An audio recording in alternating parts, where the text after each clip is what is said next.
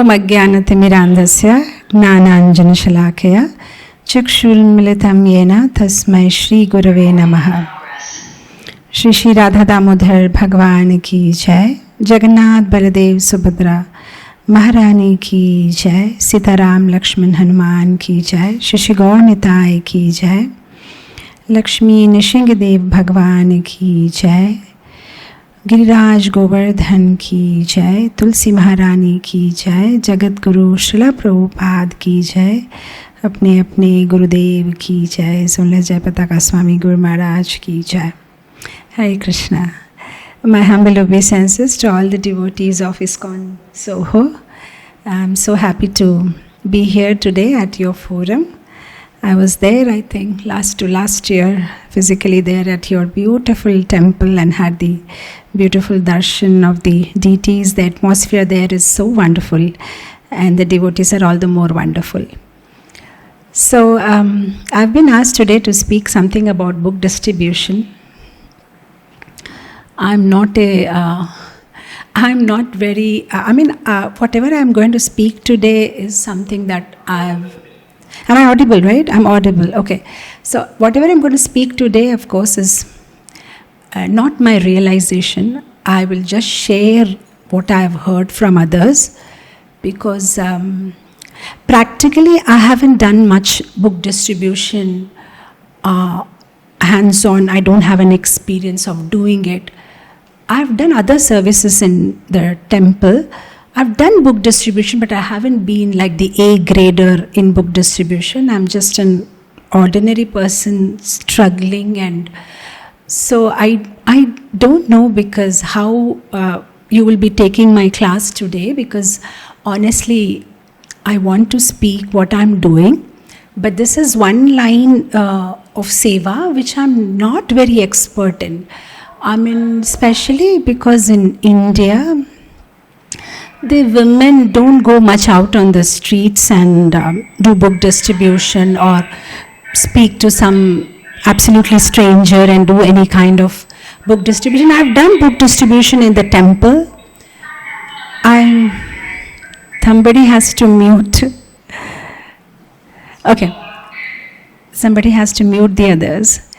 So I've done book distribution in a closed atmosphere in the temple, in a Sunday feast program, or maybe at some place where we had our stalls, but I haven't done something which the book distributors just go out of out of your comfort zone and walk right in and start talking to the strangers. I haven't done that much, but however, I appreciate how they do it, and personally in my life, I became devotee not reading Śrīla Prabhupāda books, but reading about Śrīla Prabhupāda from Prabhupada Leela Amrita. So that's how I got into Krishna consciousness, because I was so impressed by his personality. So sometimes it's a Bhagavatam and sometimes it's a book Bhagavata and the person Bhagavata. For me it was this person Bhagavata and his life which inspired me so much, because I came from a Vaishnava family, so we were Krishna devotees, but we were only chanting Shri Krishna Sharanam Mama. And then of course Prabhupada came in my life, and then from Shri Krishna Sharanam Mama I went to Hare Krishna Maha Mantra. So I was just trying to gather my thoughts of what to speak this evening for me and morning for you, was everybody in this world wants to be happy. That's the nature of the soul. Anandamayo bhashyat. We are all part and parcel of Krishna, and Krishna is always jubilant, and our nature is also to be happy always, but we don't know how to be happy.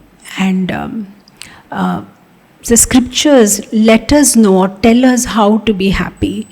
So we are happy because we are following Śrīla Prabhupāda and we are reading scriptures, and we should pass on this happiness to others.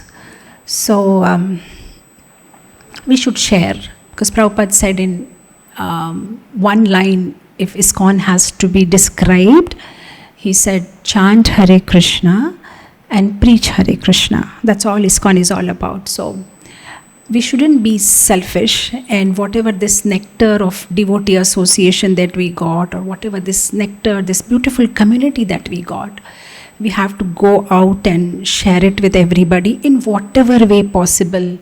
Either inside your temple distribute books, or meet people, or in e-books, or by WhatsApp, or there are hundreds of ways.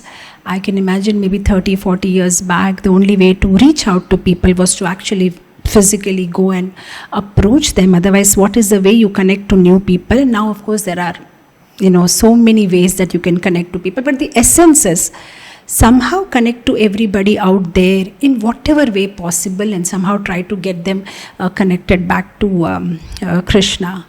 In the Bhagavad Gita, in the Bhagavatam, it says that when Krishna left back to his world, Gnana, Karma, everything is gone, but very kindly Krishna sends the Puranas. He sends this knowledge so that we all can be relieved from this darkness of this material existence, and get that knowledge by which we can go back home, back to Godhead, where we belong to. I'm just reminded of one pastime of Śrīla Prabhupāda, where he was walking somewhere in some city which is very cold, and the temperatures go below minus 30-40 degrees, and there is somewhere an ice layer formed, and Śrīla Prabhupāda takes his stick and he tries to beat that ice, break that ice, and the moment he does that, there is this liquid water below, and Prabhupada says, this is my job, because we are all covered by that layers, just like the water was covered with ice layers, we are also covered with Maya, and Prabhupada said, that's my job, to break that illusion of Maya. And Prabhupada is a person who could do it. And now since Prabhupada is not here, how will that continue? So Prabhupada has given his books. So Prabhupada said that I'll never die. I'll always live through my books. And now our only job is that we can't break those layers, because we ourselves are covered with those layers. So the only thing that we can do is we can connect people to Prabhupada, so that Prabhupada can break those layers in their heart, just like he's trying to break the layers in our heart. And now, since Prabhupada is physically not present here, the only thing that we can do is to connect Prabhupada's books to people, because Prabhupada is a pure devotee, and Prabhupada always said, what will your 2 or 3 minutes of speaking do? Give them a book. So when they come in touch with Śrīla Prabhupada's direct Vani, that's the greatest gift we can give to somebody. I'm just reminded of Vishwanath Chakravarti Thakur's commentary, where he says that, actually it says in the Bhagavatam that men and women should be very careful while associating with each other, because it's like fire and butter, and wherever there is fire, the butter will melt. But Vishwanath Chakravarti Thakur says that it's more dangerous to associate with people who are associated or who are attached to the opposite gender. So it's actually very dangerous to associate with the opposite gender without proper etiquette and restriction, but it's more dangerous to associate with somebody who is attached to the opposite gender. Similarly, he says in the commentary that it's actually very dangerous to associate with Krishna, because the moment you associate with Krishna, you'll go crazy in his love.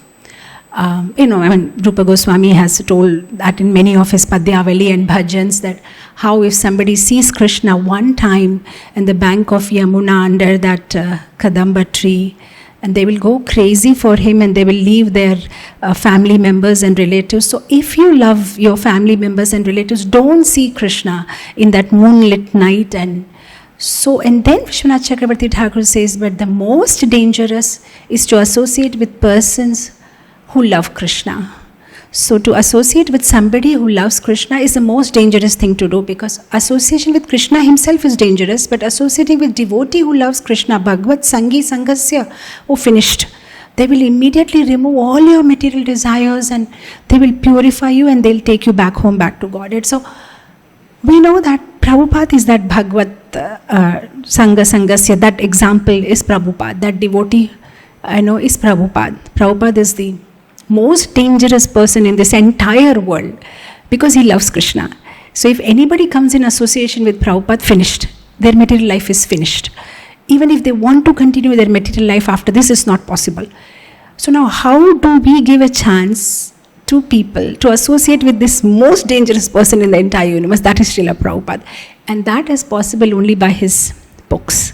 So even though Prabhupada is not here physically, he is there, his association is there via his books. So the only thing that we need to do now is to somehow or the other get people connected to his book, give them a chance to hear his Vani, to touch his books, give them a chance to stop doing sinful activity, give them a chance to stop their future births, give them a chance to experience Krishna, give them a chance to hear about Krishna, give them a chance to associate with the pure devotee of Krishna, that is Śrīla Prabhupāda. And that is possible only when we distribute Śrīla Prabhupāda's Vani, that is Śrīla Prabhupāda's books. So I thought today I will share a small acronym of what happens when we distribute Śrīla Prabhupada books, how it benefits us and how it benefits people around us. So this acronym is S.H.A.R.E, sharing Śrīla Prabhupada books, S.H.A.R.E, share. So the first word or the first letter S is Sadhana. Just like we do chanting, 64 limbs of Bhakti, we do chanting, hearing, circumambulating Tulsi, reading, worshipping, so many things we are doing. Wonderful. But the quality of that is not very great, the way we are chanting, hearing, reading. So, but ultimately, even if the quality is not that good, ultimately we are trying to do this to please Krishna. But Krishna very easily and in a shortcut way has told us in the Bhagavad Gita 18.68-69 that he is very pleased if we preach about his glories, or if we preach this transcendental knowledge to others. So Krishna has already given us a way, because the whole point of doing sadhana is to please Krishna, and Krishna already tells us that he is very pleased when we preach about his glory, when we preach about this transcendental knowledge, this Gita's knowledge, if we share it with others, he is very pleased. And he says, nobody else is more dear to me than one who is preaching about me. So already Krishna has given us an indication that what is going to please him. So why not we start working in that direction when he already gave us the hint what he is going to be happy about. So the first thing this is sadhana. When we are going out there and distributing books, whether inside the temple or outside or wherever, in whatever situation, this is also a sadhana when we are connecting people to Krishna. And this is part of nava-vidhā bhakti, because nava-vidhā bhakti is shravanam and kirtanam, smaranam. So when we go out and do book distribution, we are doing kirtanam. We talk about Krishna, and smaranam, we think about Krishna. And then, to actually go out there and do distribution, you also have to read yourself. To sell whatever you're planning to sell, at least you should know what is there in the book. So you do shravanam. And atmanivedanam, because you have left all your false ego and you are there trying to convince some strangers or somebody out there that please take a book of Krishna. And pada sevana, you are just moving around and trying to go different places and distribute books, and there is no difference between Krishna and Krishna's book. There is no difference between Gita and Krishna. So you're actually doing vandanam, because every aspect of Krishna consciousness has its own way by which we can worship it. For example, prasadam we eat, books we read, deities we worship, holy name we chant. So one way of doing vandanam or one way of doing archanam for the books is to actually read them and preach about them and share it with others. So this one seva of book distribution covers all the aspects of nava-vidhā bhakti. Book becomes our friend. Bhagavad Gita becomes our friend, because when we are out there book distributing book, there is nobody but us and those Gitas, and we start talking to them. Come on, I have to sell them, I have to do this, I have to somehow get them to this person out there. So you have, and then again your dependence on Krishna increases. So there is Sakyam, Atmanivedyam, Dasyam, all aspects of bhakti when we go out there and do book distribution. And Sometimes, of course, devotees come and say that I want to do book distribution, but I don't know how to do it, or I'm not that pure. I mean, I myself am trying to become devotee, so how do I convince somebody? Because, whenever we talk, when we are doing it, we can talk it, very confidently. But when we ourselves are practicing devotees, how will we get that confidence of convincing somebody, come on, take this and it will change your life? But we may not be 100% pure, but at least we are connected to somebody who is 100% pure. We are connected to this parampara which is 100% pure, authentic. What we are giving is 100% pure. We may not be, but what the product that we are giving is 100% pure. So, and this is something like, in the temple also on a Janmashtami, you may be distributing some sweet rice. It's not that you have cooked it. You may not have sponsored it. You may not even bought the ingredients. But what you're simply doing is somebody cooked it, somebody sponsored it, but you're simply putting it in a cup and distributing it to others. And that's what we are doing. We are not pure. We are still practicing. But that's all right. But what we are giving is 100% pure. And what we are giving, that is 100% pure. So there's no harm in, being confident about whatever we know and just hand over that book to others. But the only thing is, when we are doing it, we also need to be connected. Because this is something that goes like this. Like, we connect new people, and then we don't lose our connection, and keep getting nourished and then keep nourishing others. So it has to be like this. Because if it's only like this, then slowly it will become ritualistic and we won't get that impetus to do it, and we won't be able to do it successfully. So it has to go like we keep nourishing ourselves and take all the nourishment, shravanam, blessings, keep our sadhana together, and then keep passing it on to others. So the first thing is sadhana. While trying to distribute books, we also sharpen our Krishna consciousness. That is, we can cut the trees, but we also have to sharpen our axe on a regular basis. So we do our sadhana and shravanam properly, and then the book distribution happens in a proper way. See, services cannot always be exclusive or very immersive. There are two kinds of services that we do in Krishna consciousness. One is immersive and one is inclusive. So you cannot always sit in front of the deity and focus on Krishna. There are so many engagements that we have in this world. So we have to have a harmonious blend of immersive and inclusive sadhana. So there are times in a day where you are completely focused on Krishna and you are immersed. You have turned away from the world and you are chanting your 16 rounds, you are doing your Vigraha Seva. And then there are times in the day where you have to turn your focus towards the world and do things that are required to do so that you can do immersive sadhana.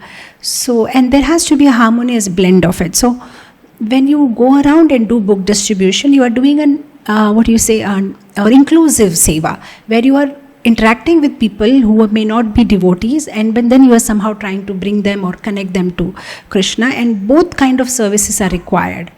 So and also even when we are we have taken initiation and we are trying our best to be good devotees, it's not always possible to only engage in actions that are connected to Krishna. There is always times which we have to engage in something that is not Krishna conscious, or rather it's not anti-devotional, but it's not devotional also. Like, you may have to go on your job, you may have to engage in different things, but when we read scriptures or when we connect others with scriptures tell us or give us tips to have a life where we can be conscious of Krishna even in those things which make us unconscious of Krishna. Because there are so many things in our life which may actually take us away from Krishna. But when we are reading scriptures, they make us or they teach us or they give us tips on how to be conscious of Krishna even in those situations which are 100% trying to make you unconscious of Krishna. So we have to get that knowledge and we have to pass that knowledge to others. So we have to share this knowledge of Gitas, because Bhakti is not about detachment or attachment. It's basically about engagement. Somehow or the other, use all your senses in serving Krishna or doing something that is connected to Krishna, and somehow pass on our life, and at the end of this life we go back home, back to Godhead. So that's the whole purpose. So anyway, we have to somehow or the other please Krishna, because at the end it is Krishna's discretion by which we will go back home or not. Because our path of Krishna consciousness is path of grace. We can't do it by great sadhana. If we are going back home, back to God, it is going to be only by Krishna's kripa. And that kripa will come when we do good sadhana. So unless and until we really work hard to please Krishna in every way, we won't get his kripa. And of course, whether he'll give his kripa or not, he is independent Swarat. That is his decision to make. But at least if he sees that we are sincerely trying, there is every possibility that he will show his mercy on us. I always like this example that His Holiness Radhanath Swami Maharaj was once giving, that there was this one Babaji Maharaj in Radha Kund, and in those days in Radha Kund there was to be some tigers or lions just come to drink water. So this Babaji Maharaj used to be very careful. He used to have his big, a lathi, stick, to drive the tiger away. So one time Radhanath Swami Maharaj asked him that, don't you have faith on Radharani? She will protect you. What your small stick is going to do to ward off to drive away the lion or the tiger. And he said, I know that. Ultimately it's Radharani who will protect me, but I just want Radharani to know that even I am trying. I mean, she will protect me, but even I am trying. I am working hard. It's not that I'm like, okay, you do the job. No, even I am trying. So ultimately, of course, it's Krishna's discretion whether we'll go back home, back to Godhead, or what's going to happen with us, but at least we are trying. So, sometimes people say that preaching Krishna consciousness is a selfless service, but actually it's a selfish service, because the goal of our life is to go back home, back to Godhead. But we don't have that much capacity to do it independently. We always want people around us. We want that support. We want that inspiration. We want that help. We want to do it together. So to do it together, we'll have to make people around us Krishna consciousness. And to do that, we'll have to distribute books, somehow bring them to the temple, give them prasadam, connect them to Krishna, so that people around us are Krishna conscious, and that will inspire us to continue our Krishna consciousness for the longer and stronger. Because Bhakti Vinod Thakur says, Ekaki amar nahi paaye bal, Harinama Sankirtan. Alone we can't. We will lose it. In Bengali there is one very famous folk song. It says, Ekla chalo, ekla chalo, ekla chalo. If nobody is coming with you, you walk alone. But the problem is, you can walk alone for short distance. But if you want to walk longer, then you'll have to have association of devotees. I remember some time back, many years ago, I was doing Govardhan Parikrama, and devotees were walking very slow. So I thought, if I walk with them, by evening it will happen better. I start walking a little faster. So there was 2-3 Matajis with me, and we started walking faster, and the other people were coming slowly. And just after some time, another devotee and another devotee, they all started slowing down. Then it was only me and one Mataji. And then we walked more faster and more faster. At one point I was like, how many kilometers more? And then she said something, and then I thought, oh my God, I can't do it. And then again I started walking. Then again and then at one point my mind started disturbing me, saying that you're going to get tired, and then tomorrow you'll have a pain in the leg, and then you have a program at Hyderabad. So forget about those devotees.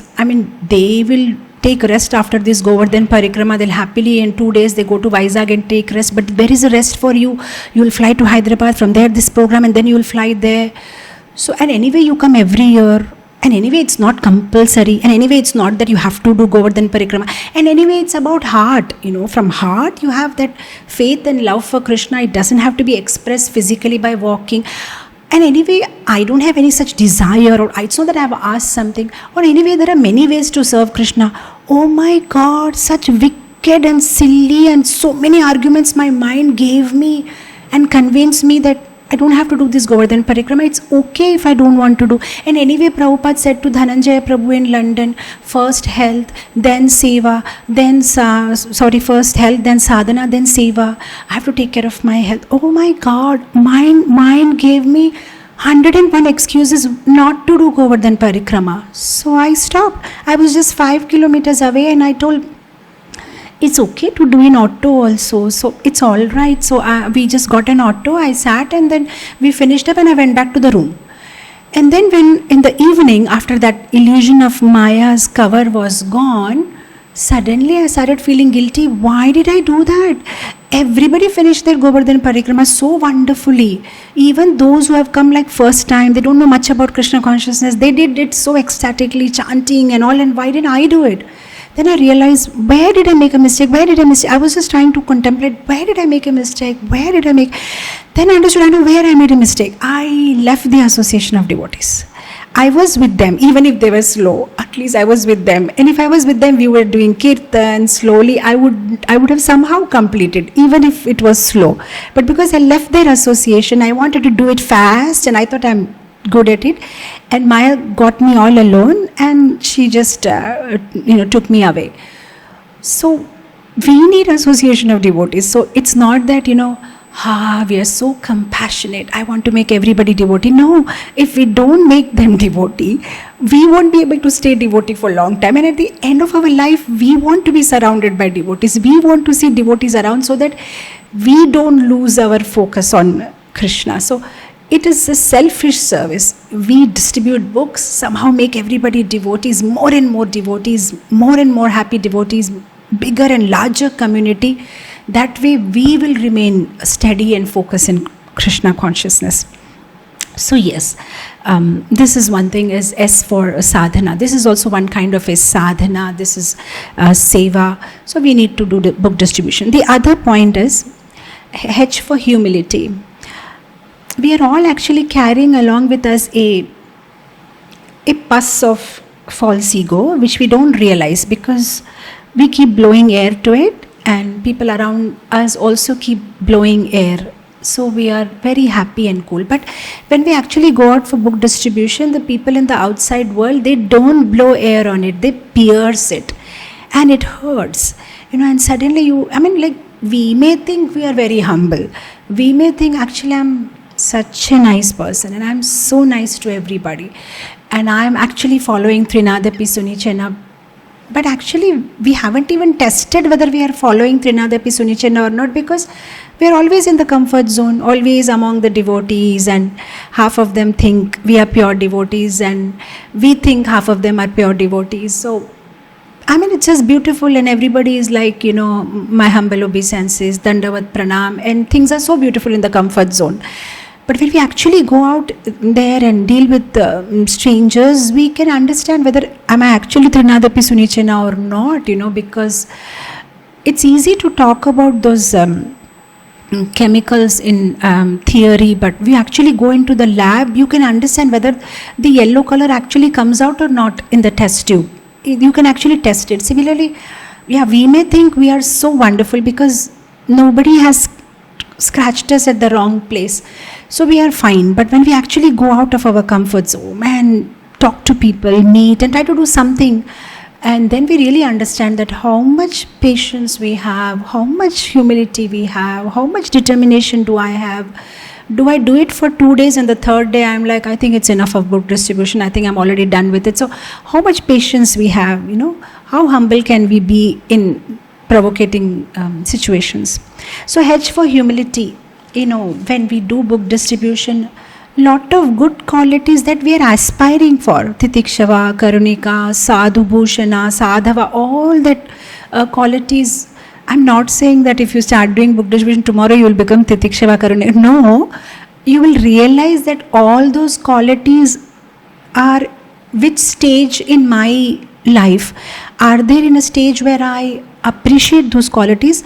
Oh wow. Or are they in a stage where I am aspiring to get those qualities? Or are they in a stage where I'm actually work in progress and I'm trying to do something about those qualities, or I have already achieved them? So you can actually understand where do you stand, because Krishna talks about 36 qualities in 12th chapter of Bhagavad Gita. Then he talks about so many qualities in the other chapters of Bhagavad Gita, in Bhagavatam, in Chaitanya Charitamrita, 26 qualities of Vaishnava, 36, 26, 14, 20, 18, so many things. But how many do I have? How do I even gauge it? So Krishna says, Adveshta, Sarvabhutana, Maitra, Karuna evacha, Nirmamo, Nirahankara, Sama, Dukkha, Sukha, Shami, Santushta, Satatam, Yogi, Yatatmam, Dridhanishchayaha, Mayarpita, Mano, Buddhi. Oh, so many qualities he says, one by one by one by one by one. So where do I stand? And how much have I developed? So we can understand our report card when we actually go out for book distribution. So S for Sadhana, and H for humility, and A for appreciation. So when we actually go out there and distribute books, and then especially when we hear about, people coming back to us and saying thank you for that book, and actually it was nice, and I could, I understand, I could change some things in my life. Or when we actually see people in our lives, whom we just knew they were not following anything, and then now we see they've read Prabhupada books and there's been so much change in their life and they've become devotee, and that will give us so much satisfaction, so much happiness from inside, and appreciation. Sometimes, I don't know, I may be wrong. When we are distributing book, it's not that we have read all the books. Maybe we have read some of the books, not all the books, and it's not that we remember everything from that books. But when we give it out to others, and when they come back and tell us now, then we all the more have an impetus that I think I should also, I'm distributing it, but I think I should also read it once more, because this devotee is appreciating so much about that book. But I read his Upanishad, I was okay with it, but look at this guy, he says the first line itself had, had conquered him. So is it? And you just, I tell you in my personal life, Krishna consciousness came so easy in the sense, I was not from a family where we were eating meat and now suddenly, so for me it was okay, I was not getting that value of it, wow, so much struggle, because it was not that struggle for me, it was in a very easy life. But then, once I came across this book, Salted Bread, oh my God, and that book, I tell you, when I read about that devotee and the struggles, and though I have not struggled to get Krishna consciousness in my life, but when I heard about others' struggle, I valued what I have. Otherwise, I was not having value. Something like during Corona. During Corona, when we were checking those oximeters every day, now suddenly I got a value. I'm breathing. Oh, I have so much oxygen in my, oh, my pancreas are working fine. Great. We never had even we were breathing so unconsciously, we never even knew that we have to check and how our breathing level is and all, but suddenly we got a value. And similarly, in my life, when I read that book, Sarvabhavana Prabhu's Salted Bread, suddenly I valued everything. Of course, it stays only for few days and sometimes maybe a year or so, and you have to again read it, because human mind is like that. For some time you'll get that value, and again you will, especially, in that book he talks about, he himself tells that you'll never understand the value of sunshine unless you are put into some dungeon in a wet, dark room with 6 meters height, just some bug inside. He said you'll never understand the value of sunshine. So he says that when I was arrested by the KGB in Russia, in the former Soviet Union, for distributing Śrīla Prabhupāda books, and they handcuffed him. And he said, that day I suddenly realized the value of my hands. Because you said, till you are, you have your hands, your mind is peaceful. But he said, the moment you are handcuffed, suddenly your hand wants to itch. It wants to, rub your nose, do this, do that. Suddenly you start feeling all kinds of things, and you feel like, you can't move. So he said that, he tells in his book that when I was put in that wet, dark, dirty place with all the bugs and all, and after 3 days when he was released, almost 14 to 20 times he got arrested for distributing books. And when he was released after 3 days, he said, I went out there and I started praying to Sun God. And I was chanting mantras and saying, thank you for being in my life. I could understand the value of sunshine. I could understand the value of hands. I could understand the value of freedom. So, when you read that whole account of just to distribute Śrīla Prabhupada books. Can somebody go so much out of their way? The way they were beaten, the way they were, when he talks about the way they were put in those labor camps, because after being arrested for 14 to 20 times, finally they put him in a jail, and in that jail he's with, several other devotees, some 3 or 4 of them had got arrested, and what kind of life that they had in that jail. And the beauty is, in spite of all that inconveniences that they faced, they said they will not stop preaching Krishna consciousness. They'll not stop distributing Śrīla Prabhupada books. The only thing the KGB officials told them that sign the paper, go ahead and practice Krishna consciousness at your house, dance and jump in the air and chant whatever you want to do, but don't distribute it to others. Don't talk about it to others. And they said, no, we can't stop. Because they said, what you are asking us to do is completely opposite of what Chaitanya Mahaprabhu has asked us to do. Chaitanya Mahaprabhu asks us, Jare dekho tare kaho, Krishna upadesh. Whomever you see, talk about Krishna. And you are saying, don't talk about Krishna. You are saying, don't distribute books. No, we can't do that. And they were giving them injections. They were put in psychiatric hospitals. And sometimes, he tells in his book that when they were giving injections, those injections were, so heavy that they will start feeling very cold. They'll start covering themselves, or sometimes they'll feel very hot. They'll start taking out their clothes. All kinds of things would happen. And they would simply ask them only one question. Tell us, where are those machines? Tell us, where are those machines by which you are printing these books? That's all, tell us. And they said, what machines? We don't know about any machines. And they were tortured. And the book is called Salted Bread because in the jail they get only meat. And they are devotees. They don't want to take anything that is not offered to Krishna. So they used to simply get some 3 loaves of, pieces of bread. And those bread were so hard to swallow. So they used to put some salt on that bread so that, some saliva is created in the mouth when eating those bread. And those bread cannot be eaten because they were, when you squeeze the bread, some water used to come out. So they had to first make the bread a little bit hard. So they used to put it on the window and keep it there for 3 days. So by the 3rd day, the bread becomes black and hard. Then they put some salt and eat it. And the other fresh bread they give, they again put that bread on the window so that gets hard. And then they wanted mala bag. They want to chant, but there is no beads there. So they made that bread hard, used some sugar on it, and after that they cut those breads and make them round into beads. And then they removed some threads from their socks. And with those threads, they sew it and made it into a mala, 108 rounds mala, which is made up of bread. And when I heard that, or when I read that, I suddenly had value of my mala bag.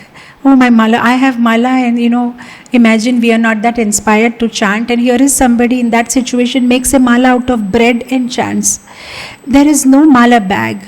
So, with whatever is available, because in the labor camp, they had to work in the, sewing machines and all. So, whatever is available with some handkerchiefs that they had, they made into mala bag. With the bread, they made mala. There is no kanti mala. There is no tilak. So, with the toothpaste, they put some tilak. That kind of life. And when I was reading that, suddenly I got appreciation. Oh my God, I have a tilak. I can wear kanti wherever I want to. I have a mala bag. Oh, and that kind of situation. And especially he talks about his friend Sachisuta Prabhu, and who was also an amazing and number 1 book distributor in Russia, and how he was tortured very badly for 2 years inside that Russian jail, and he got tuberculosis, and he left the body just 2 months before his release date. And when he left the body, he took some newspapers, he made a mala with that, he took toothpaste and put tilak. He asked his fellow cellmate to shave him and asked him that keep some hair here, the tuft there. And then he took his handkerchief, the mala bag made with handkerchief, his mala which is made up of bread, and with one hand he had his Panchatattva picture, small one, and he sat in a lotus form and he was chanting Hare Krishna, and that way he left his body. So imagine when we hear about, so many sacrifices that devotees made. I mean, what they did in the 1980s. Today, Russia has maybe 400, 500 centers, lakhs of devotees. But few devotees had to sacrifice. They had to tolerate so many hurdles and so much torture. Sarva Bhavana Prabhu talks how they were beaten black and blue, and sometimes blood is coming out from different holes of the body. But they did not stop chanting Hare Krishna. And I like one line where he says, I have never missed my 16 rounds. Oh my God. When I read that, I thought, in that kind of situation also, he never missed his 16 rounds. He said that sometimes they were beaten so badly, given so many injections, that they didn't even have the strength to sit and chant. So they lie down. But he said, even while lying down, I have never missed my 16 rounds. And I was like, and they didn't have dhoti to wear, but they don't want to wear Western outfit. So whatever that bedsheet available, just wrap it around like dhoti. So with all these kind of situations, and then sometimes their malas get caught, so then they started making smaller malas, 54 round malas, 54 beads mala. So that 54 bead malas, they calculate, okay, this I have to chant 2 times so that one round is over. And then 54 was also getting caught, so they started making 27 beads mala. And even in that kind of situation, I like his realization where he says that, but I was very busy. And sometimes he said, though it was very austere, but he said, sometimes, I was happy. Why? Because I used to think that though I am here in this very wretched situation, I'm continuously talking about Krishna. There is no time. Because outside, when we used to distribute books and talk about Krishna, it's always risk that somebody will catch us. Here we had the total freedom to talk about Krishna, because, all the time he said, I didn't even have the time to understand what pain is there in which part of my body, because continuously somebody or the other in the prison is asking me a question, who is Krishna? What you people do? What is this chanting Hare Krishna? And I had to explain. And then somebody else will ask, then I had to explain. So I was so busy preaching, I didn't even realize where is my pain, which part of my body is broken, or where they have bet me on my spine. No time. Continuously preaching Krishna consciousness. And then he says something so beautiful. He said, actually, I was a new devotee, and I had just read Upanishad, coming back, and some little bit part of Bhagavad Gita. I don't know much philosophy. But he said, there I was speaking as if I must have read Chaitanya Charitamrita 10 times, Bhagavad Gita 15 times, like that I was speaking. And he said, I don't know where the words were coming from. They used to ask, and I used to answer so beautifully, and I used to think, are they my words? How am I able to speak so wonderfully and convince them? So he says that the most ecstatic time in the prison was, he said, in the morning, he used to sit on that base on that window, and he said, I used to sing, Samsara Dava Nalalita Loka Tranaya Karunya Ghana Ghana Tvam Praptasya Kalyana Gunanavasya. And he said, all the prisoners there used to sing, Vande Guru Shri Charanara Vrindam. He said they didn't knew the other lines because it was difficult for them to repeat. But because I used to every day sing this one line everybody picked up. Vande Guru Shri Charanara Vrindam. So he said when I used to sing that, everybody right on the top floors, upstairs prisoners and the prisoners on my same level, and they had these aluminium cups and plates where they used to eat the food. They used to play, with that, and they used to sing Vande Guru Shri Charanara Vrindam. And he said that was the most ecstatic time. He said I used to feel like, wow, they are all taking shelter of Śrīla Prabhupāda. They don't know, but they are getting this greatest mercy. Every day they are chanting Vande Guru Shri Charanara Vrindam. When we hear this kind of incidents, we feel, what are we doing for Krishna?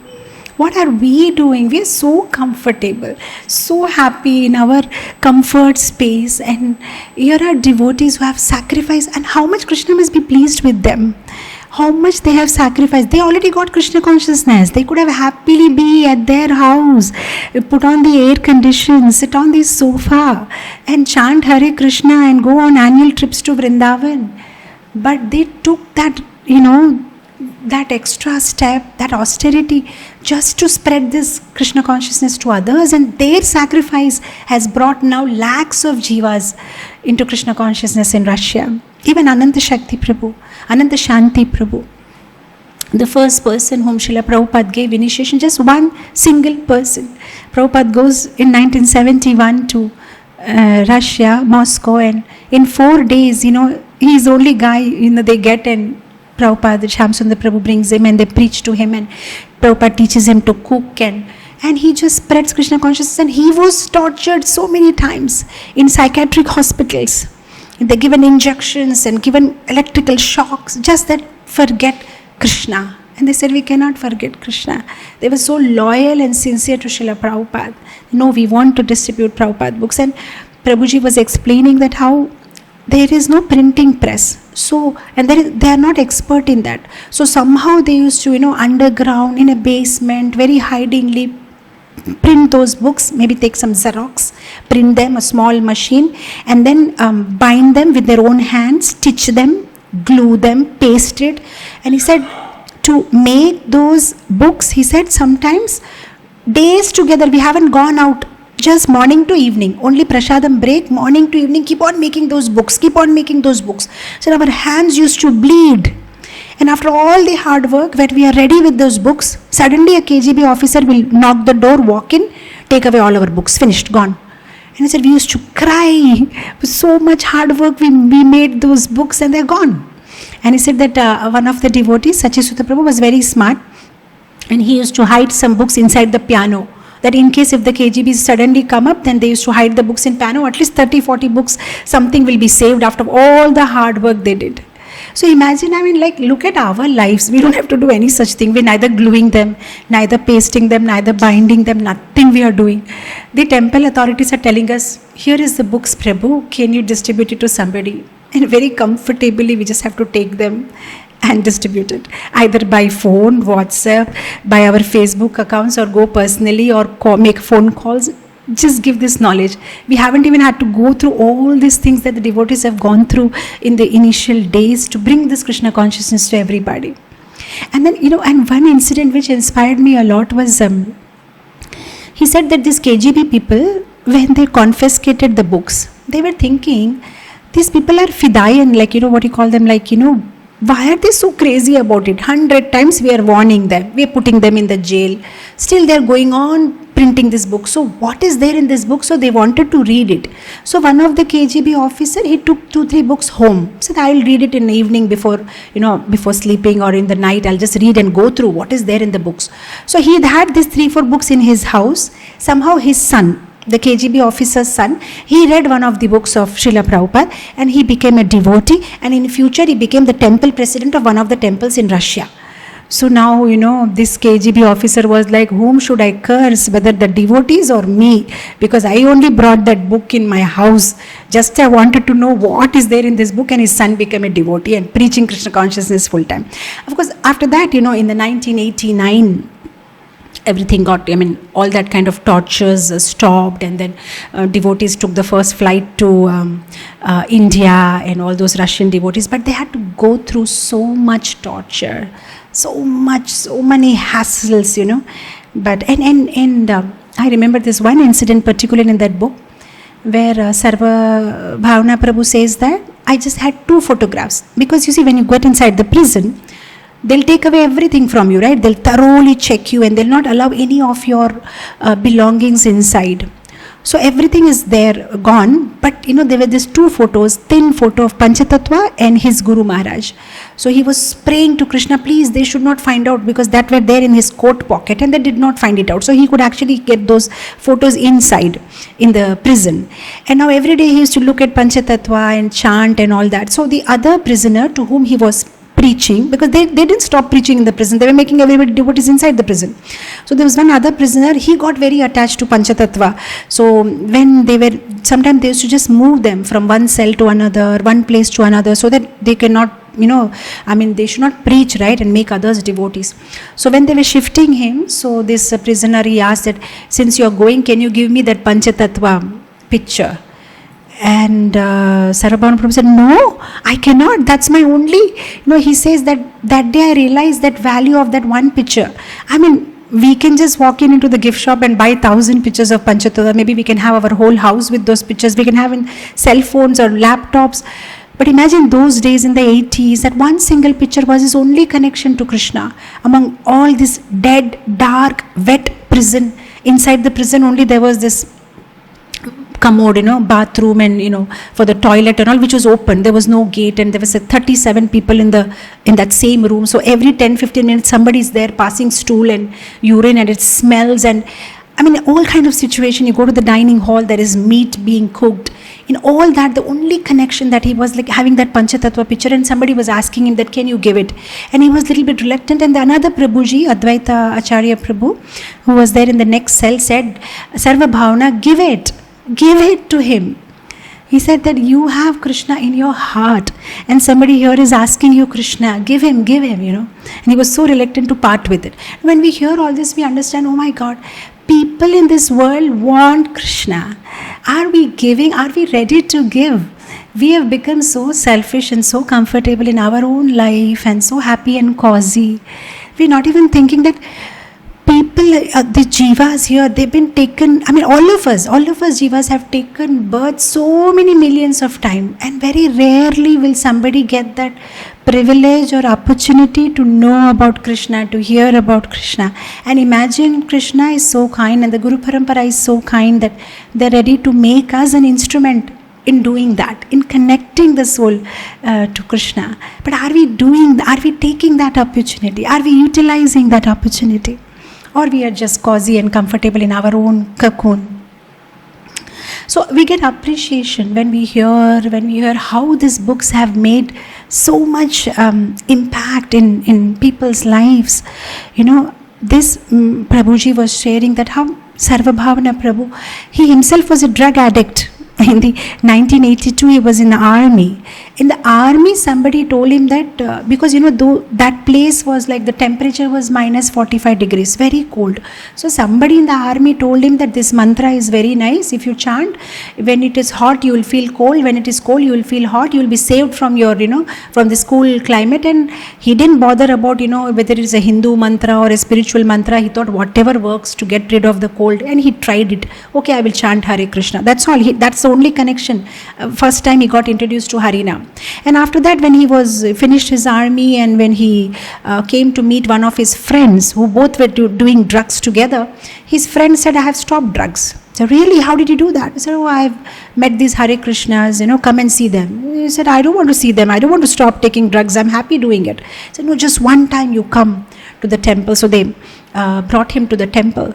And then when he came to the temple, there was this Prabhuji called Sannyas Das Prabhu. He was not well. He was lying down. They brought him to him and he just told 2-3 lines, but very, very effective. He said, how would you know the taste of a fruit without eating it? How would you know the taste of Krishna consciousness without experiencing it? Why can't you stay in our temple for 3-4 days? If you like it, you stay. If you don't like it, you can go. So he cross-questioned him. How would you know the taste of hashish or marijuana without tasting it? I will taste your Krishna consciousness, you taste my drugs. How will you know how nice it is? And especially if you take it and then chant Hare Krishna, you will feel all the more happy. And then he said, after all, what it is, you are worshipping Tulsi plant. This is also another plant. We can worship 2 plants together. And then Sannyas Das Prabhu said, please don't tell this philosophy to anybody in the temple. First of all, you try this 3 days in our process. If you like it, you continue. And he was counter-arguing, okay, I will taste yours, you taste mine. What is wrong in that? I mean, that was a situation. And he was sharing that how the devotees were so austere in those days, in such minus temperatures also. In the bathroom, there were 2 taps, hot water and cold water. You can take a hot water bath. But on the hot water tap, they had pasted a paper saying Maya. So if you are taking bath with hot water, it is Maya. So they don't want Maya, so they used to take bath with cold water, get up early in the morning, 4:30 Mangalarti. So much austerities they did. Now when we hear all this, oh my God, so many sacrifices, so much the devotees have done. Can't we come out little bit, one step out of our comfort zone and just try and give Prabhupada, we can't preach. We are not that pure, neither we are powerful. At least Prabhupada will be pleased, Krishna will be pleased, at least if we try, at least if we make a little effort in doing it. So anyway, S for sadhana. What we are doing when we are distributing book is also a sadhana, just like we do chanting and all. This is also sadhana, and when we want to do it, we have to improve our sadhana. Otherwise, we can't even distribute books, because unless our sadhana is correct, we won't be able to get that enthusiasm to do it. And then I said R for S.H.A.R.E, H for humility. When we get into this book distribution service, we come out of our comfort zone. It makes us humble. We interact with different people.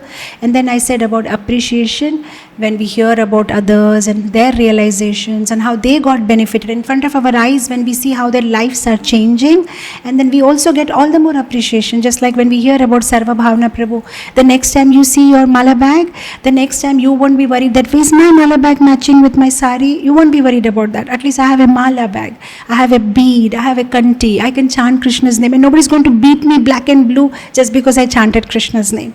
That much freedom we have, so we'll get appreciation. And the next thing is responsibility. Unless we do something for Krishna, unless we take responsibility, we will not go forward in Krishna consciousness. We will not be serious unless we do something. When we distribute books, we become a family member of Krishna. I many times give this example, just like in a birthday party, there are two kinds of guests. One who will just come, sit, eat some cake and go away, and there are one who are very close to the host of the birthday party. They'll go right in the kitchen, they'll start giving some snacks and chips and start serving some water and all, because they're part of the family. So do we want to be part of Krishna's family? Then we will not be somebody who just visits the temple and do darshan and ring the bell and come back, eat something in Govindas and then just go back home. If we want to be Krishna's family members, we'll be out there distributing books and getting others to Krishna's birthday party, getting others to that, being one of the host of the birthday party. So we don't want to be guest, we want to be host, we want to be member of Krishna's family. There is this very beautiful verse in Prahlad Maharaj pastimes, in the 7th canto. I just want to read that verse for you. Tasmat sarveshu bhuteshu dayam kuruta sauhridam bhavam asuram unmuchya yaya tushyati adhokshaja. Tushyati adhokshaja. Do you want to please Krishna? Do you want it quick? Like quick, just like instant noodles or the instant coffee, something like that. You want instant, quickly you want to please Krishna? Then he said, Dayam kuruta sauhridam. Dayam, show compassion. To whom? To everybody in this world. How? By giving them Krishna. This is something that Prahlad Maharaj is telling to his schoolmates, that leave your demonic mentalities. If you want to please Krishna, please give this message to others. That is what it says. And I like it so much because it's relatable. We are also, we may not be looking like demons with horns and big teeth, but we have that demoniac tendency. So Prahlad Maharaj is actually directly speaking to us. Give up this demoniac tendency. Take up Krishna consciousness and give it to others. Then what will happen? Tushyati adhokshaja. Very quickly, like instantly you can please Krishna. See, many times, we have these questions and we keep asking every sannyasis or ISKCON speakers, preachers after Bhagavatam class, how should I please Krishna? What will please Krishna? What should I do so that I progress in Krishna consciousness? What? We have so many questions. There is an answer for this. Tushyati adhokshaja. You want to please Krishna? Talk about Krishna. Give Krishna to others. That's it over. That's going to quickly please the Lord. Quickly please the Lord. Talk. Talk about Krishna. If you don't talk about Krishna, you will talk about Maya. That's all.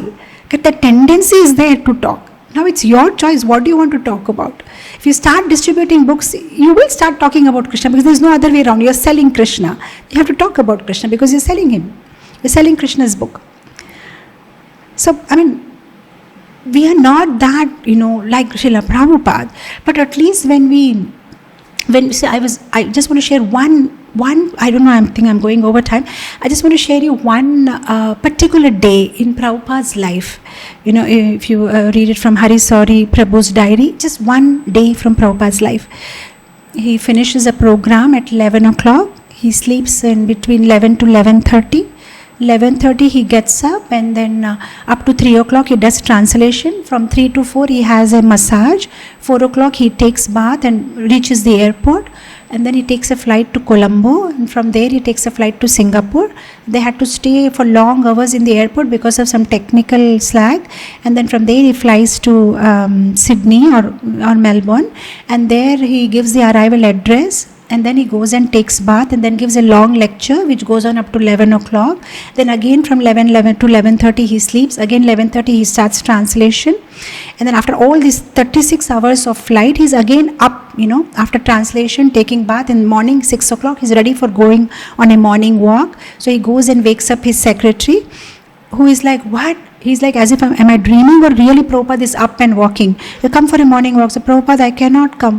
And Prabhupada is 70 plus, and the secretary is 24, maybe 22, 24-year-old. Said, I'm finished, I'm exhausted. And Prabhupada is all enthusiastic, goes for a morning walk. And from there again, so many programs, same routine, day after day. The next, I think, goes to Latin America. There goes for a TV program, a Sunday class. Again at 11 o'clock, 11 to 11:30, take rest. Again 11:30 to 3 o'clock. And like that, he goes on and on and on. And after that whole, programs, at the end in the evening, he's having hot puris, halwa and milk. And Prabhupada says, wow, this is how it should be. Work hard whole day for Krishna, and then have nice prasadam. Now, Prabhupada did it at that age, he did it. I mean, we are not even that old, but still we want to have our comfort, like one day prasadam miss, and I'm sure we'll talk about it 10 times. I went on book distribution, I had to skip my lunch, and then this happened. But imagine day after day, so much compassion that Prabhupada must be having. We can't imitate him. Only thing we can do is be grateful to him and express our gratefulness by doing something that pleases him. And he said book distribution pleases him. So that's what we can do. There is actually Bhaktisiddhanta Saraswati Thakur, when his disciples went to preach in the West, we know Bhaktisiddhanta Saraswati Thakur, he had 64 temples in India, and 3 temples outside India. That was in Rangoon, in London, and in Hamburg.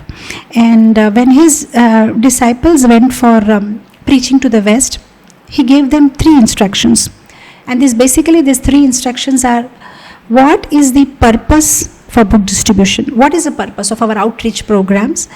What is the perspective? What should be our perspective when we are engaging in this kind of outreach programs? And what is the process?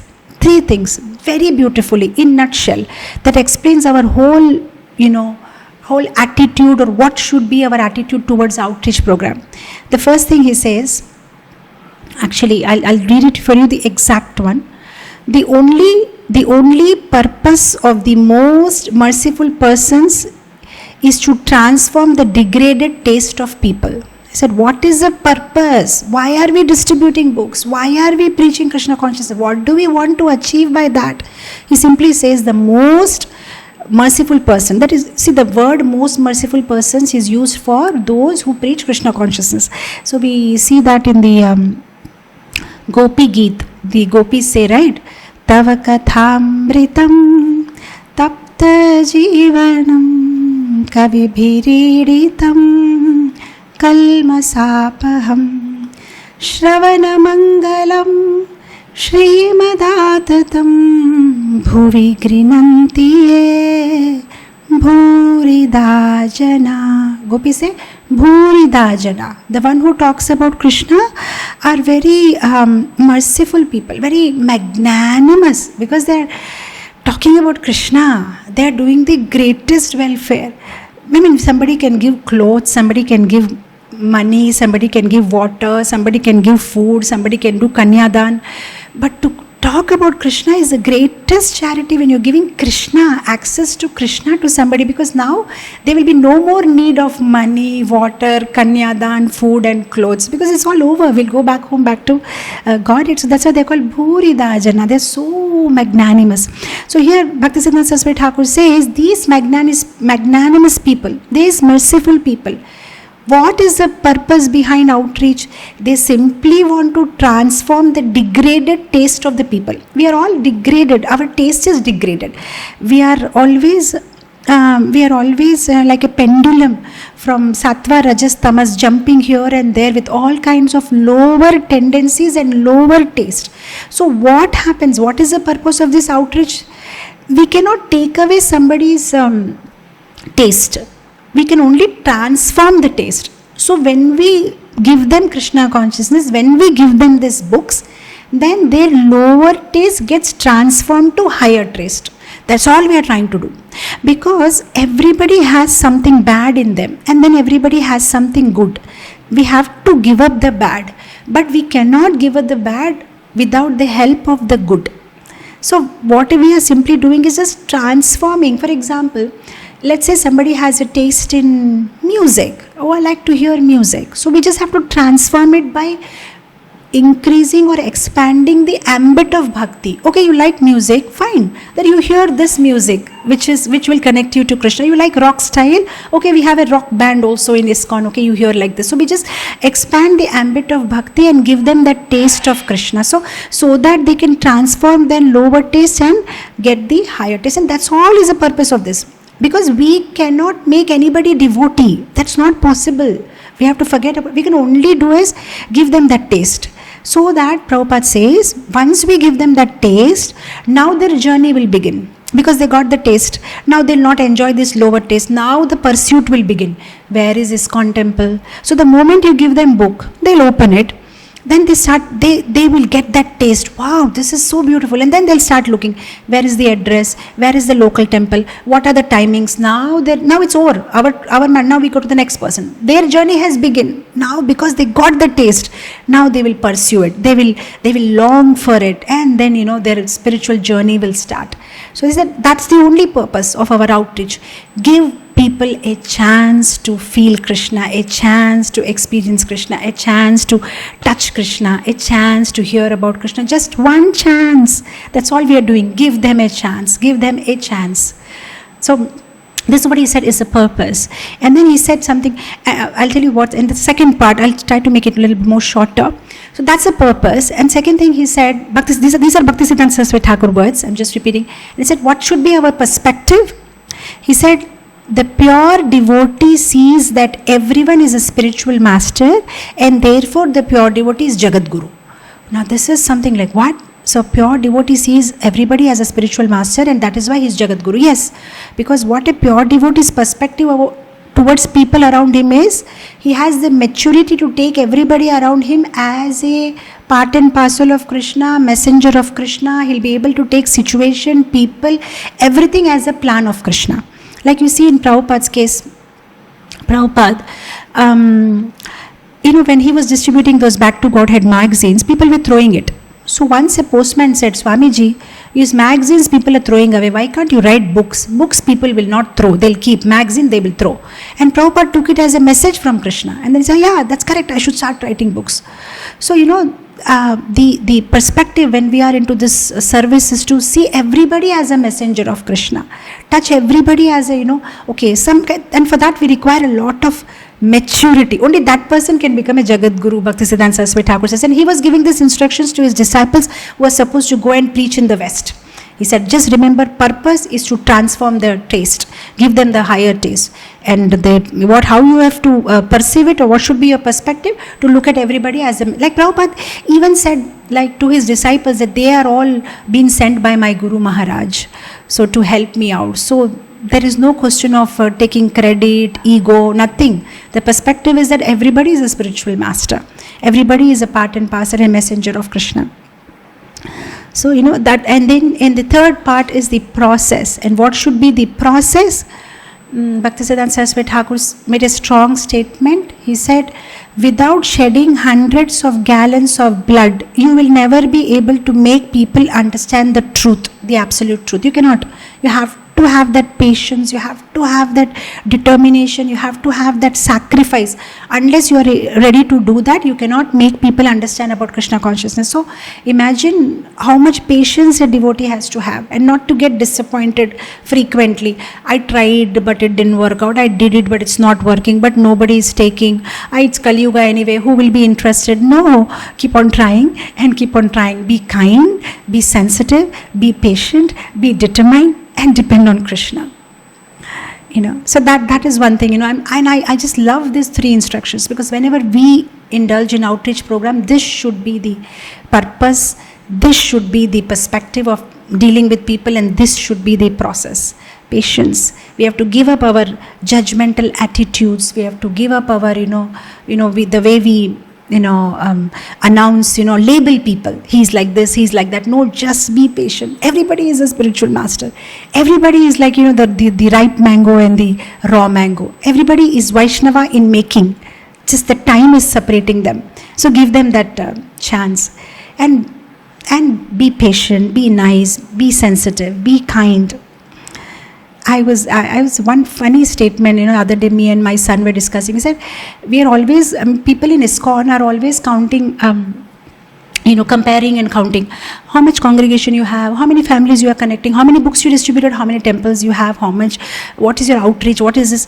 We keep counting heads of how many people we became instrument in bringing Krishna consciousness. And me and my elder son were discussing, but do we keep a count of how many people could not come to Krishna because of us? There may be so many people who could not come to Krishna because of us, because I didn't go for that program that day, I didn't give out that book, whereas there was an opportunity for me to distribute. I didn't do that. I didn't behave in a kind and sensitive way, and that is why one jiva lost an opportunity to go back home, back to Govardhan. So I was telling him that maybe we should have a count of that. How many people didn't come to Krishna consciousness because of me, because of my laziness or procrastination, or okay, I'll do it tomorrow or something like that. So we are simply counting how many we could bring in. So there's so much to do. So we have to be kind and sensitive. Bhaktisiddhanta Saraswati Thakur said, understand the Desha, Kala, Patra. Oh my God, Bhaktisiddhanta Saraswati Thakur were so amazing. I was reading somewhere that when the head of the state of Bengal came to visit them just to please him, he had his sannyasi disciples wear Western outfits. He would go to any extent, because he understands that the whole point is that somehow or the other, reach where they are and from there take them to Krishna consciousness. Sometimes somebody is on a different page and we are on a different page and we want to make them devotee. It will never happen. They are somewhere. First of all, we have to reach where they are and from there take them to where we want them to go. So at least they should be able to relate to us. Like I don't know, somewhere I read that in one place, one church had been taken up by ISKCON, and Prabhupada said, move the deities to some other place and let people come in with shoes, because they were reluctant to remove shoes, and Prabhupada wanted to, talk about Krishna to them. So they were so very practical and so very patient, and they were ready to go to any extent to somehow or the other connect people to Krishna. In fact, Prabodhananda Saraswati makes a statement that if you find somebody very materially well established, then go ahead and pay obeisances to him and glorify him, and then tell him, stop your nonsense and come to Krishna consciousness. But first, reach where they are, bring them on the same page, and then from there, take them where we want to take them. Don't be, insensitive that they don't even want to talk to you, or they don't even want to hear you, because sometimes as speakers or preachers, we have tendency to talk, but we are not sure whatever we are talking is relevant to the other person or not, and how relevant it is, we don't know. See, that's why Prabhupada was so smart. I remember this when Sally Agarwal, in one of the interviews, she says that when Prabhupada was in our house, he was interested in everything that is American. When I used to use the vacuum cleaner, what is this? How do you use it? Or washing machine, or anything for that matter. So Prabhupada was so smart. Before actually started to preach to the Americans, he understood what the Americans are. How do they think? He was curious to know and understand. So as preachers, it's very important that we understand Desha Kala Patra, people around us, how sensitive they are, what is their cultural background, and how do we speak with them. And are we just forcing our script on them, or we are just, coming on the level where they are comfortable and then go around and preach to them. So anyway, it's getting late. So I said about the acronym S.H.A.R.E. S for sadhana, H for humility, A for appreciation. We get appreciation about Prabhupada books when we preach about them and we distribute them. And then responsibility, unless until we take a responsibility. See, if you love, you serve. If you love Prabhupada, you'll serve. So love is expressed by serving. Automatically it comes. When you love somebody, you want to serve, you want to please the person. And then we spoke about the 3 instructions that Bhaktivedanta Saraswati Thakur gave to his disciples. And the third one, and the last one in our S.H.A.R.E acronym is ecstasy. When you give Krishna, you get Krishna. If you give Krishna to others, you get Krishna. You see, the proof, in the Bhagavad Gita, the ending chapter, he will say, Sanjaya will say, I am thrilled, I am so happy, I'm feeling joy again and again, I'm rejoicing this whole thing. Now the point is, Sanjaya spoke it, and Dhritarashtra also heard Gita, but we don't see any verse by him saying, I'm feeling thrilled. Why? Because Sanjay gave Gita to somebody. He gave Gita. He heard it and he reproduced it. So he was thrilled. He was happy. He got that ecstasy. Yeah, it's good we are reading Gita, but when we also give it to others, we'll feel that same thrill, that same happiness, that same joy again and again, what Sanjaya felt. So when we give Krishna, we get Krishna. When we glorify Krishna, when Krishna is and we give Krishna to others, and Krishna is pleased with us.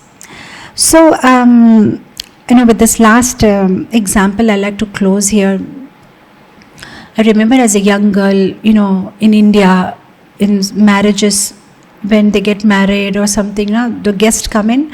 One beautiful way of welcoming the guests is they sprinkle rose water on the guest, and we used to do it as young girls. Me, my sister, dress in beautiful dress, and then stand there at the entrance and keep sprinkling rose water on everybody who enters.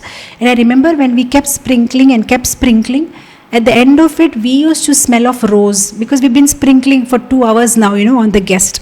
This is what happens in Krishna consciousness. You keep sprinkling on people. You keep giving, Krishna consciousness to people via Prabhupada books, and then you will get drenched in love of Krishna. So the more you give, you yourself will get drenched in love for Krishna. So this is our opportunity. We may not be expert, at least let's have a desire. At least let's see, our intention will attract Krishna's attention. At least we make up a desire. Okay, I want to do it. At least we make up a sankalpa. I'll try to do it. I want to do it. I will do it. So, and then Krishna will make a way for us. So we can take guidance and help of those who are expert and that A+ students in book distribution. Take their association and take inspiration from them, and at least try. We may not be Hanuman in book distribution, but we can at least be a squirrel, in book distribution. Whatever little bit we can do, we may not have big scores. But at least like the Radhakund Babaji, we can say, but I tried. At least I tried to do something. Even if we don't even try, that would be unfair. Because we have depth, we have rin, we have Pitru rin, we have Bhuta rin, Rishi rin. So many depths we have to the nature, to Rishi, to our parents. But it says in the Bhagavatam that if somebody becomes devotee, he is relieved of all the rins. If somebody becomes a devotee of Mukunda, okay, we have become devotees of Mukunda, we are relieved of all the rin, that is all the depths. But at least we have one depth towards Śrīla Prabhupāda. He gave us Krishna consciousness, he brought us into this beautiful community, he gave us this beautiful life. So that depth is not done, by, even though we have become devotee, we really want to, free ourselves from that depth of Śrīla Prabhupāda, then we have to distribute books, and that way we can please Prabhupada. And if we please Prabhupada, then Krishna is pleased. And if Krishna is pleased, then, maybe this lifetime or some lifetime, we'll go back home, back to Godhead, and free ourselves from this cycle of birth, death, old age and disease. Thank you so much, and as usual I've gone over time and very, very sorry about that. Thank you so much. Jagat Guru Śrīla Prabhupāda ki jai. Hare Krishna. Thank you so much.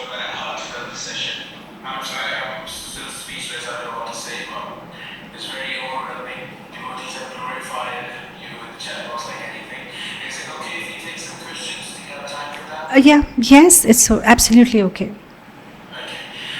So the devotees are request, if you have any questions, you can turn on your mic or put in the chat box. Help us how we can connect to Paramatma from one person to another person, so that at least we can start an engagement on the other person. Yeah, okay, I understand your question. You said that when sometimes a person stops, you give them a Gita, then there are some hope and some chance because, it's 3:1 ratio. You want he should take the book. The Paramatma in your heart wants he should take the book. The Paramatma in his heart wants he should take the book. So it's 3:1. 3 people want that he should take the book, and one person, he has to decide whether he'll take a book or not. So that I understand. It's okay because at least he has touched the book, taken the book, at least he has seen Prabhupada or Krishna picture or whatever, and then he gives back and walks away, okay. And then of course, we also, keep praying to the Paramatma in his heart and Paramatma in our heart. Please make him take the book, make him take the book. And if it doesn't work out, we can't do anything. So at least there is a little satisfaction that he touched, like Prabhupada said, right? If somebody just hears one time Krishna or one time just looks at Krishna and says, you are Hare Krishnas, then his spiritual bank account starts. His bank account is open. Now when he will deposit the money, that's his problem. But at least we could open a bank account, because people have accounts in Maya's bank and we were instrumental in opening another account in Krishna's bank. But your question here is, what if they don't even stop? If they stop, at least you say Hare Krishna.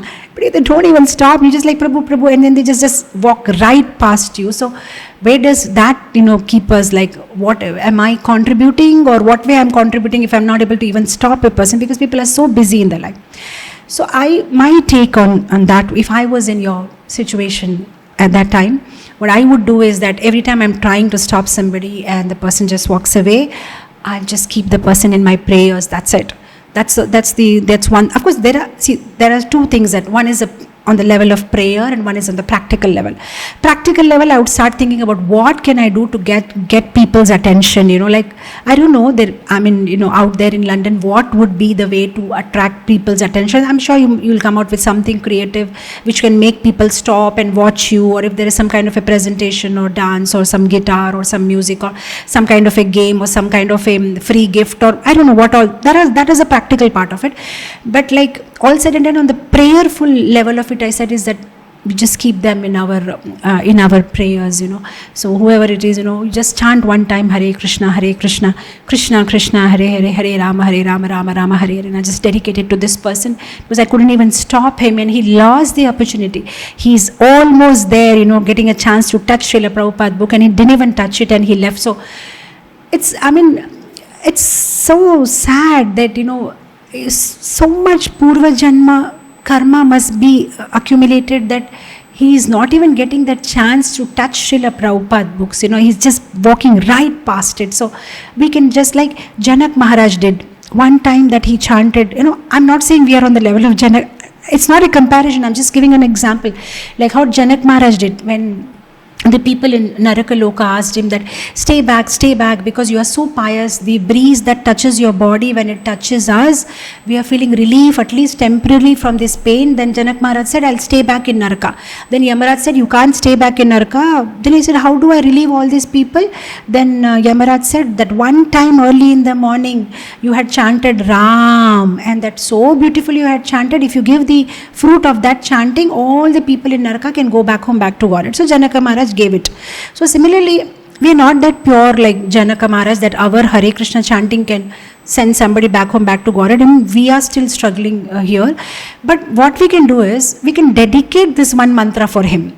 Just like, sometimes we do it for others who are not able to chant. So we just say, okay, I chant this Hare Krishna Mahamantra for this person who didn't even get a chance to touch Prabhupada books. And that way we have prayed for this jiva. So it's not always about books. It's also about, how many people saw us in Tilaka. Even that is also helpful, because when they see us, sometimes we are quite popular, these Hare Krishnas. So at least for a fraction of a second, he must have remembered these Hare Krishnas, or maybe not remembered, or maybe just seen us, maybe just saw the book in our hand, maybe not even seen the book.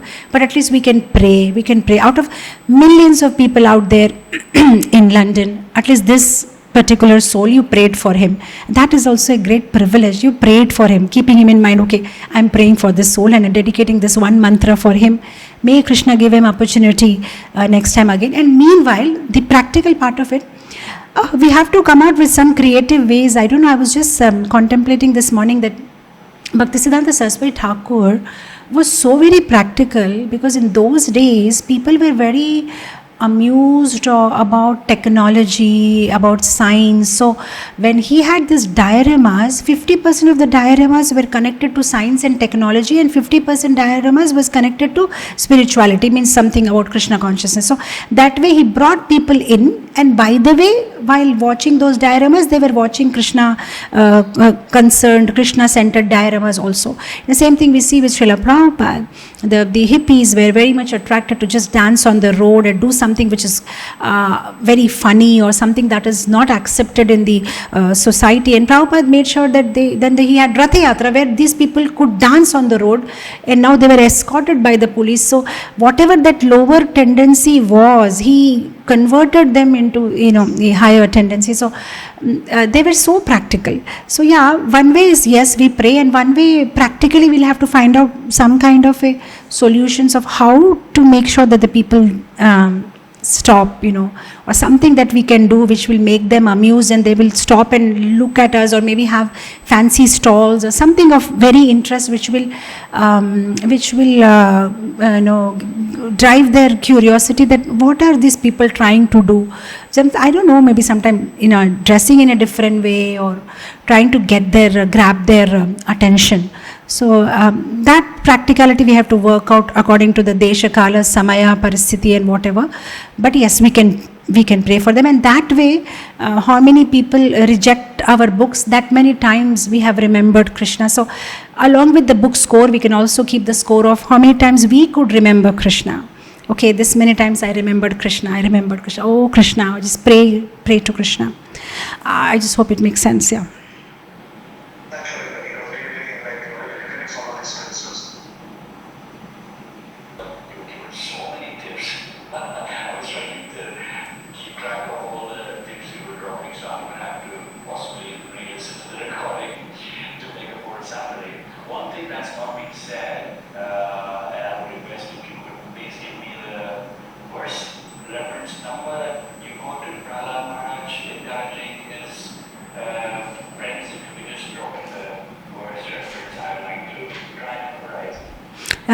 It is 7.6.24, where Prahlad Maharaj is speaking to his classmates.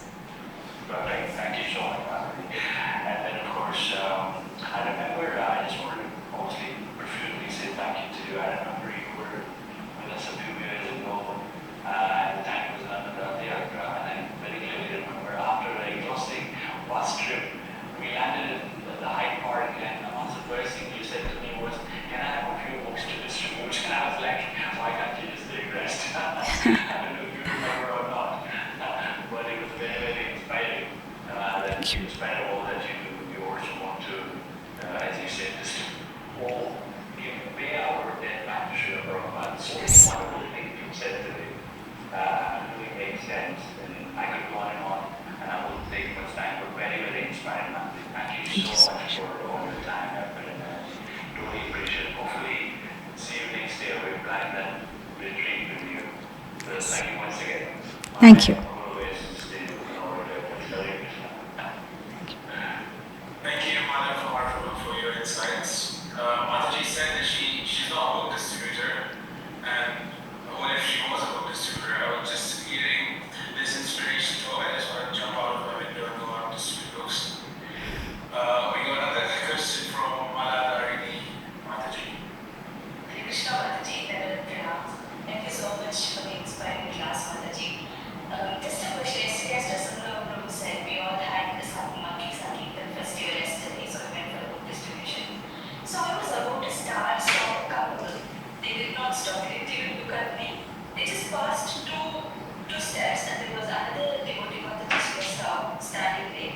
She stopped there, and she was distributing the book. How to take this, Mataji? Okay, when you said this, I'm just reminded of something I want to share with you. When they had this amazing Rath Yatras in San Francisco and elsewhere in the world, and the devotees in London also wanted to do something grand as they did it in San Francisco. So they, I think they extended their Ratha cart and made it more grander, but they did not change the wheels. So when actually the Rath Yatra started, of course you devotees would know about this because it happened in London. So when the Rath Yatra started, the wheels just crumbled and it was a big fiasco. So the devotees wrote to Śrīla Prabhupāda and said that, Prabhupada, is it because of our poor devotion? And Prabhupada said, no, it is because of your poor engineering. It's not because of your poor devotion, it is because of your poor engineering.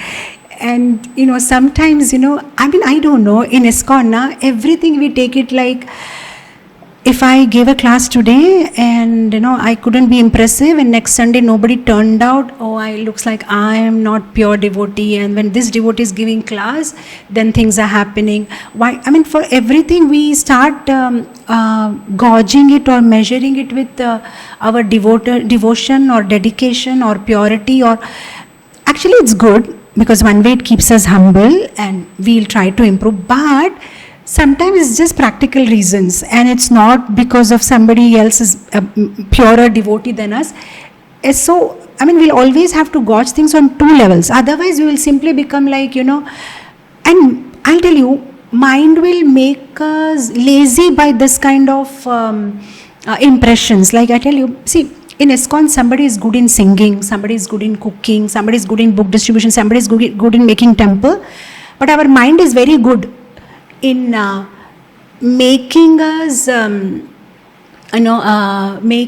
create excuses, making us, so our mind is very expert. It will always make excuses that he can do it because he's pure devotee. He can do it because he's senior to me. He can do it because he knows the language.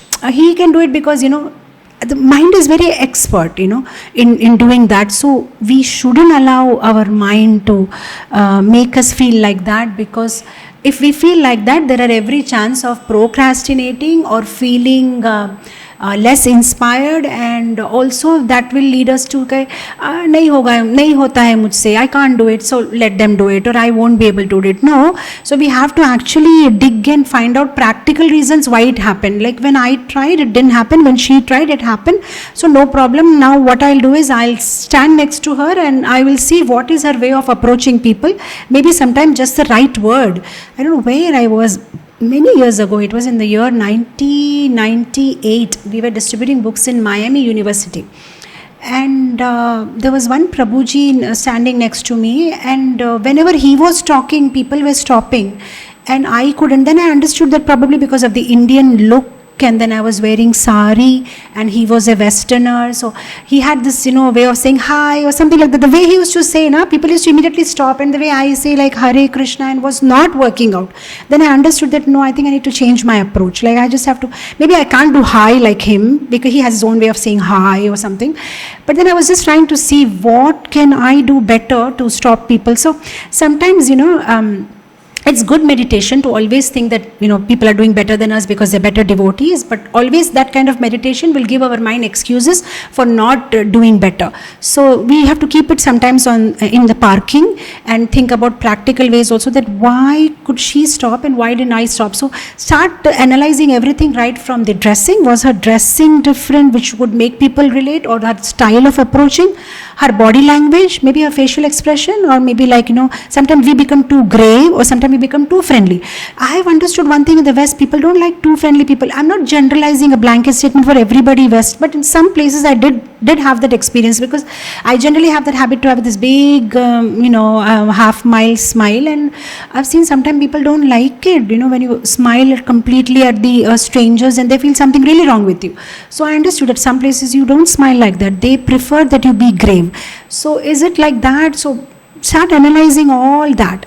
At the end of it, if it doesn't work, that's Krishna's mercy. He just wants to make us humble. We take it for that. But yeah, efforts is still our jurisdiction, so we have to work on it. Result is Krishna's jurisdiction, so I wouldn't go into that, but efforts is my jurisdiction, so definitely I'll dig deeper into that and work on how can I improve my efforts, rather than just giving a statement that looks like she's, empowered by Krishna and then closing all doors for my improvement. I don't know, does it make sense?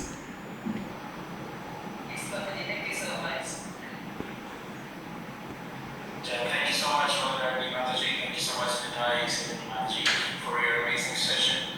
We are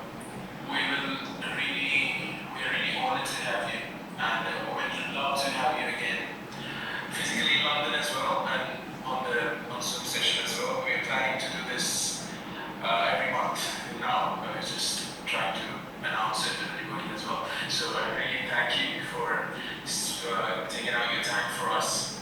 And then we conclude the second and Sundays within this whole month, every Sunday, and then we conclude it with yourself, and it was amazing. And now we are all ready to get out on the streets and touch the pavement and stop everyone and get debt-free to Śrīla Prabhupāda.